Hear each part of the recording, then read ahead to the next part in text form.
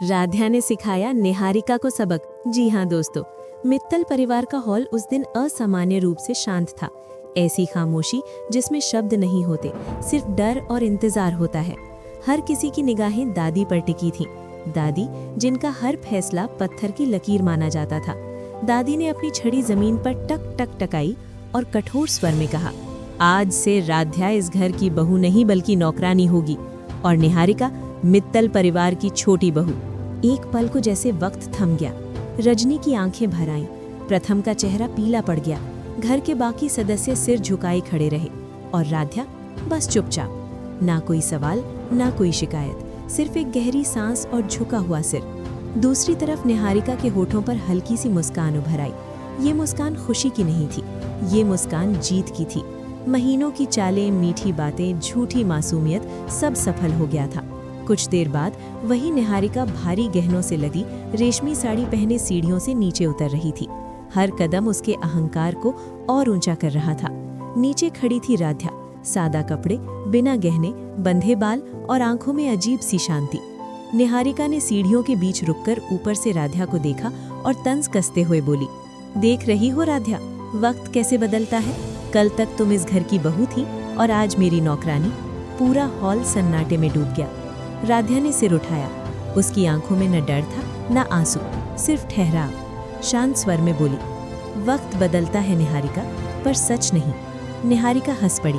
सच? सच वही होता है जो दादी कहे, और दादी का फैसला इस घर का कानून है। जैसे ही निहारिका ने अगला कदम बढ़ाया, उसकी ऊंची हील फिसल गई। एक पल के लिए संतुलन बिगड़ा। चीख, और फिर सीढ़ियों से लुढ़कते हुए वो नीचे गिर पड़ी। गहनों की आवाज, साड़ी का बिखरना और दर्द से भरी कराह पूरे घर में गूंज उठी। सब लोग उसकी तरफ दौड़े, लेकिन राध्या वहीं खड़ी रही। कुछ पल बाद राध्या धीरे धीरे निहारिका के पास पहुंची। उसने हाथ नहीं बढ़ाया, बस शांत स्वर में कहा, इतनी जल्दी एक ही दिन में पैर लड़खड़ा गए? अभी अभी तो तुम मित्तल परिवार की छोटी बहू बनी हो, अभी तो बहुत वक्त बाकी है। उसने हल्की मुस्कान के साथ आगे कहा, ऊंचाई पर पहुंचना आसान होता है निहारिका, पर वहां टिके रहना मुश्किल। निहारिका का गुस्सा फूट पड़ा। वो चीखते हुए बोली, चुप रहो, तुम अब सिर्फ एक नौकरानी हो, अपनी हद में रहो। दादी ने प्रथम को हमारे हवाले कर दिया है, शादी हो चुकी है।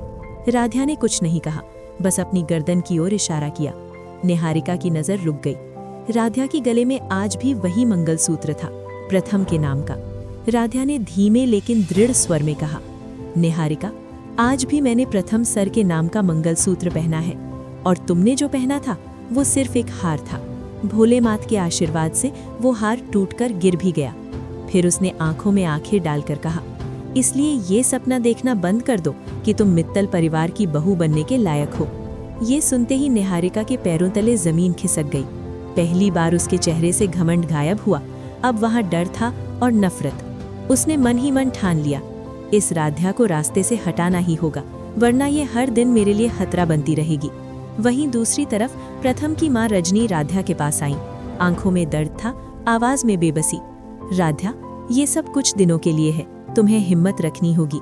राध्या ने बस इतना कहा, माँ, सच को किसी सहारे की जरूरत नहीं होती, वक्त खुद सब दिखा देता है। दोस्तों, ये कहानी सिर्फ एक घर की नहीं है, ये कहानी है घमंड और धैर्य की, जहाँ एक तरफ निहारिका है जो रिश्तों को सीढ़ी समझती है, और दूसरी तरफ राध्या जो गिर कर भी झुकना नहीं सीखती। अब सवाल ये है कि क्या निहारिका अपनी नई ताकत के सहारे राध्या को हरा पाएगी, या फिर सच्चाई एक बार फिर मित्तल परिवार में उजाला लेकर आएगी?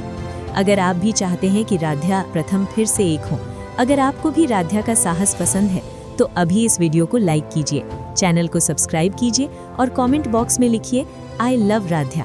टीम राध्या या टीम निहारिका? अपनी टीम का नाम कमेंट में डालो और देखो किसकी टीम ज्यादा मजबूत है। अगर आप चाहते हो कि राध्या और प्रथम फिर से एक हों, तो कमेंट में डालो, रैड प्रथम फॉरएवर।